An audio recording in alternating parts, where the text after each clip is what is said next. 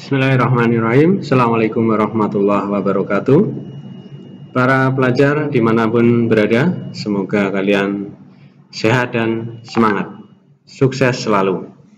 Kembali kita bertemu di pembelajaran fisika secara online, ya, belajar di dunia maya, semoga hasilnya nyata.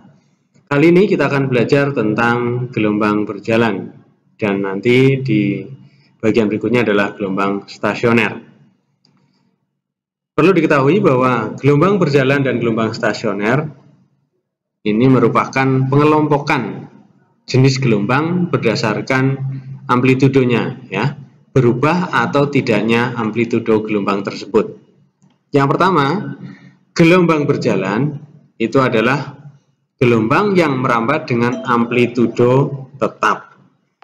Kita perhatikan gambar ini, ya. Ini bagian yang di puncak-puncak ini, ya, bagian yang simpangannya paling besar ini disebut amplitudo. Di setiap titik, ya, amplitudonya akan tetap. Perhatikan yang ini saya tunjuk, ini kan bergerak terus dengan simpangan yang tetap segini. Itu artinya bahwa gelombang yang merambat ini amplitudonya tetap, tidak berubah. Jadi di setiap titik amplitudonya tetap saja sama. Saya ulangi lagi, ini ya, ini bergerak di titik awal tadi sampai sekarang ini terus berjalan, amplitudonya tidak naik turun, tetap itu. Sedangkan gelombang stasioner adalah gelombang yang merambat dengan amplitudo berubah, ya. Jadi gelombang stasioner ini, di sini kan ada bagian yang simpangannya paling kecil, ini adalah simpul, ya, ini simpul, ya, dan ini adalah perut yang menggembung itu. Jadi amplitudonya di setiap titik berbeda-beda. Ada yang amplitudonya, ya, simpangannya 0, kemudian tambah besar, di puncak itu paling besar, kemudian turun lagi, ya, 0 lagi, naik lagi, jadi naik turun, berubah-ubah. Itu bedanya gelombang berjalan dan gelombang stasioner atau gelombang diam. Kita bahas yang pertama adalah gelombang berjalan. Seperti ini bentuk gelombangnya. Misalkan gelombang yang merambat ke arah kanan, ya, ini V-nya ke kanan, diawali dari titik 0 di sebelah kiri. Ini titik asal getaran, ya. Titik asal getaran, kemudian merambat ke kanan sampai di titik P yang berjarak X dari titik asal getaran. Ya, maka persamaan simpangan gelombang berjalan di titik P ini, ya, titik P ini YP, ya, persamaan umumnya adalah Y sama dengan plus minus A sin dalam kurung omega T plus minus KX. Keterangannya, nah, di sini ada plus minus, ya, yang di sebelah kirinya A, sebelahnya kirinya A itu ada plus minus di sini, ya, plus tanda plus atau positif jika awal simpangan getaran adalah ke atas. Negatif jika awal simpangan getaran ke bawah. Maksudnya bagaimana? Kita lihat, ya, gambarnya ini. Jadi ini dari gambar ini kelihatan bahwa simpangan pertama adalah ke atas. Nah, berarti ini positif A-nya. Kalau misalkan simpangan yang pertama adalah gelombangnya ke bawah, arahnya seperti ini ke bawah. Nah, sana. Nah, berarti ini di persamaannya amplitudonya, ya, A-nya negatif, gitu. Kemudian di ini yang berikutnya plus minus di sebelah kirinya K, ya. K bernilai positif jika arah rambatan gelombang ke kiri.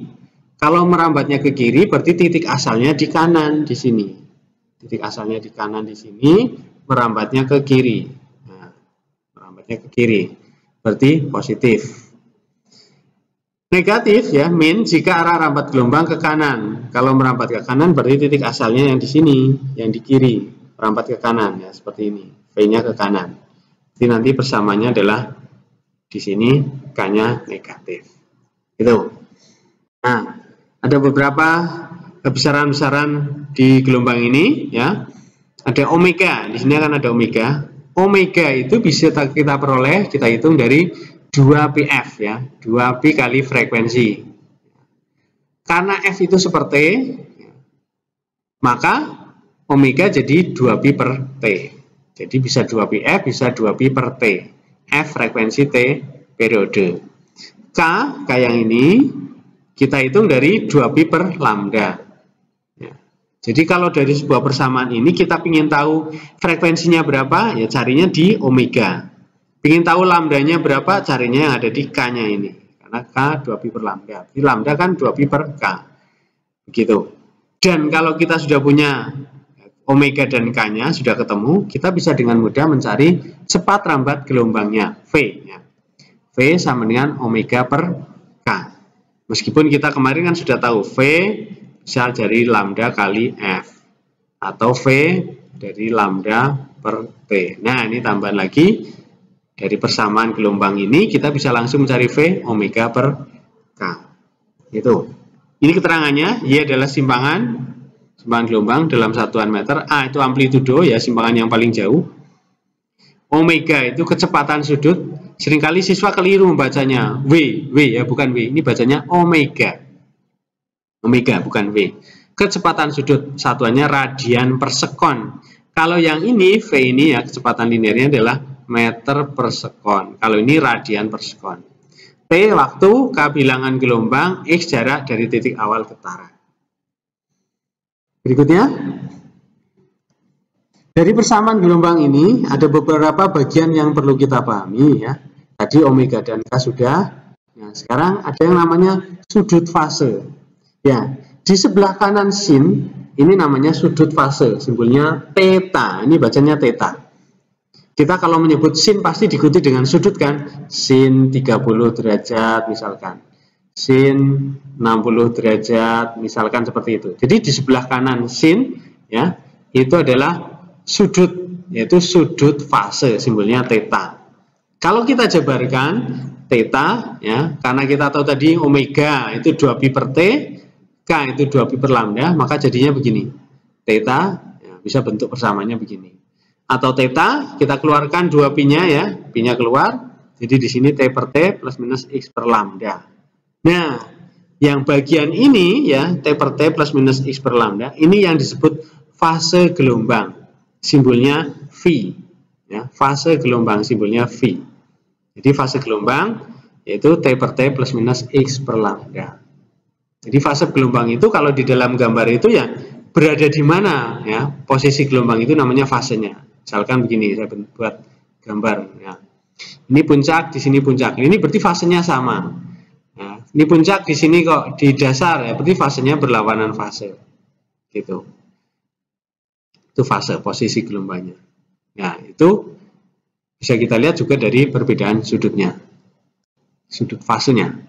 Nah, sehingga persamaan gelombang ini bisa kita ya, jadikan seperti ini atau bisa jadikan begini. Y asin 2pi T per T plus minus X per lambda, atau Y asin 2pi dalam kurung Ft plus minus X per lambda. Munculnya F di sini adalah dari T, karena F sama dengan seperti. F itu seperti, sepertinya diganti dengan F ini. Ya, persamaan-persamaan gelombang ini nanti akan bermanfaat ketika kita mengerjakan soal. Ya, tinggal kita melihat saja, dicocokkan ya. Persamaan gelombangnya bagaimana, kita punya persamaan umum seperti ini. Oh iya, ini bagian di sebelah kiri sin ini adalah A, amplitudo. Ini adalah periodenya, ini lambdanya, seperti itu. Dan yang terakhir, beda fase, delta V, itu dari selisih fase ya, V1 min V2, nah, sehingga delta V adalah delta X per lambda. Sekarang kita lihat contoh soalnya. Misalkan ada soal seperti ini. Persamaan gelombang berjalan diketahui Y sama dengan sin 2pi dalam kurung T per 0,02 min X per 15. X dan Y dalam sentimeter, T dalam sekon. Ya, soalnya bisa saja meter, bisa sentimeter. Kita jawabannya nanti menyesuaikan. Gitu ya. Yang pertama, ditanyakan amplitudo, kemudian periode, frekuensi, panjang gelombang, cepat rambat gelombang. Hampir seluruh pertanyaan ini kita tinggal ngambil yang ada di persamaan gelombang ini. Sudah ada gitu. Ya, ada juga yang nanti harus dihitung. Gitu. Langkah pertama. Ya, kita tuliskan persamaan umumnya yang sesuai dengan persamaan gelombang yang disajikan di dalam soal ini. Ya. Kita ambil yang Y sama dengan A sin 2pi T per T min X per lambda. Sehingga akan kelihatan sekali di sini. Ya. Di sebelah kiri sin di sini adalah amplitudo. Yang ini, ya ini adalah T, ya kan? T. Ini T. Yang ini di bawah X, ya ini kan lambda. Nah, tinggal sudah ketemu. Ini T amplitudonya, ini lambdanya. Ini A. A di sini berapa? Di dalam soal tidak dituliskan. Ini bukan 0. Ya, kalau tidak dituliskan itu bukan angka 0, tapi angka 1. Ya, ada angka 1 di sini. Nah, gitu. Nah, sehingga kita bisa jawab yang pertama, amplitudonya. Nah, amplitudonya adalah 1 cm. Nih, angka 1 di sini. Periodenya sudah ada, ya, sudah ada ini 0,02 sekon. Frekuensinya 50 Hz. Dari mana ini frekuensi 50 Hz? Ya, F itu kan sama dengan 1/T. Kita hitung dari situ. Jadi 1 per 0,02. Ini kan sama dengan 50. Ya, 50 Hz. 100 bagi 2. Gitu. Ya, ini ketemu 50. Yang D, panjang gelombang, lambda, 15 cm. Dari sini sudah ketemu nih.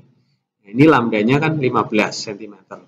Dan terakhir, cepat rambat gelombangnya tinggal kita hitung dari V lambda kali F. 15 kali 50, 750 cm per sekon atau 7,5 meter per sekon. Pertanyaannya, kenapa kita nggak pakai V sama dengan omega per K? Ya karena di dalam soal yang muncul adalah lambda, kemudian F-nya sudah kita hitung di sini. Ya tidak usah mencari-cari dengan cara yang lain. Ya, karena omeganya kan belum muncul di sini. Yang sudah ada langsung aja yang kita pakai. Demikian penjelasan tentang gelombang berjalan kali ini. Terima kasih atas perhatiannya. Semoga bermanfaat, sehat dan sukses selalu. Sampai ketemu di pembahasan materi berikutnya. Assalamualaikum warahmatullahi wabarakatuh.